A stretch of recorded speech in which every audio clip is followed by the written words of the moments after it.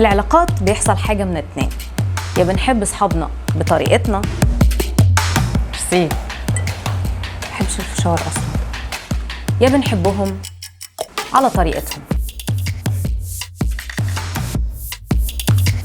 سألتوا نفسكم قبل كده هي المشكلة فينا ولا فيهم؟ وكم مرة فكرتوا انكم ممكن تكونوا اتصرفتوا غلط، اديتوا زيادة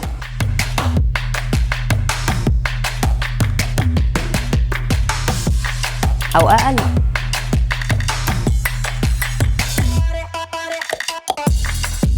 انا ودينا اصحاب، بس بنشوف مفهوم القرب في الصداقة من منظور مختلف. جمعت اسئلة لاكتر حاجات بتدور في بال اي اتنين اصحاب. هجاوب على اسئلتي من غير ما دينا تعرف، وهكتب لها اسئلتها على بورد عشان تجاوبها، ولحد لحظة المونتاج انا معرفش اجابات دينا هتكون ايه. امتى بتقرري تدخلي حد دايرة الصحاب عندك؟ جود كويستشن.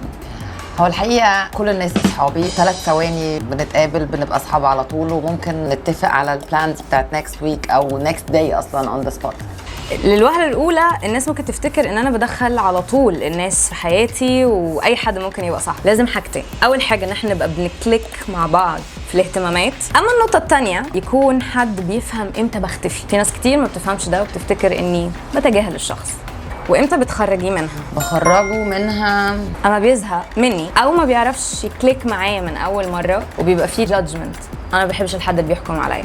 لما بحس ان هو بني ادم اناني وهي بني ادمه انانيه، وكل الحكايه دايره بس في الملكوت بتاعه او بتاعها، وانا كائن ثانوي بس.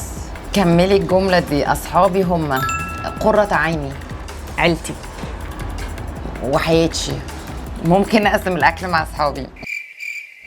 دينا doesn't share food. ممكن أقسم الأكل مع أصحابي؟ لا، هو أنا اكشلي ممكن أدي الأكل لأصحابي وأنا ما أكلش. دينا doesn't share food. دينا ممكن تاكل اكلها واكل اصحابها واصحابها نفسهم لو الموضوع تطور يعني. لو صاحبتي أخدت خطيبي لأول وهلة قلت أقول مثلا هقتلها وهقتل خطيبي، بس بعدين افتكرت إنه لا، يعني go ahead enjoy واشبعي بيه. صراحة عمري ما صاحبتي هتاخد خطيبي لسبب واحد. أغلب صحابي بيبقى عندهم دايما محاذير كتير على الاختيارات بتاعتي، وشايفين أنا شخصية مجنونة أساسا، فبالتالي هو مفيش حد هيبص للشخص اللي اختارته المجنونة دي. That makes me in the safe zone.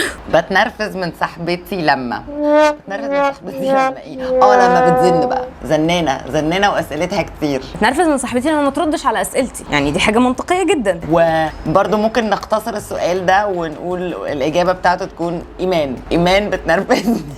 أنا بسأل because I do care، يعني بسأل عايزة أعرف هي بتحب إيه، هي بتكره إيه، عايزة تاكل إيه لونها المفضل. ده اللي بيساعدنا إن إحنا نعرف بعض أكتر. لا، هو فعلا ان جنرال انا بتنرفز لما اصحابي بيقعدوا يزنوا ويسالوا اسئله كتير، وبيبقوا مش واثقين ان انا هحضر الحاجات اللي احنا اتفقنا عليها، او ان انا يعني مش قد المسؤوليه، وانا بحب ابقى قد المسؤوليه قوي الصراحه. مهمة الإجابات دي مهما اتفقت أو اختلفت إنها تعكس حاجة واحدة، إن كل واحد فينا بيشوف صاحبه بطريقته. بنقف جنب بعض في الأزمات، بس كل واحد بمفهومه عن الأزمة وتقديره ليها. وده مش معناه إنه بيقلل من الأزمة، بس يمكن يكون شايف الصورة من بره. وأكيد بنحتفل بمناسبات، فيا ريت نقرا الأول إيه اللي بيبسط صحابنا بجد. وصدقوني كده صداقتكم ان شاء الله وبدون مقاطعه هتكون حقيقيه اكتر. اشوفكم في حلقة جديدة من سبوتس.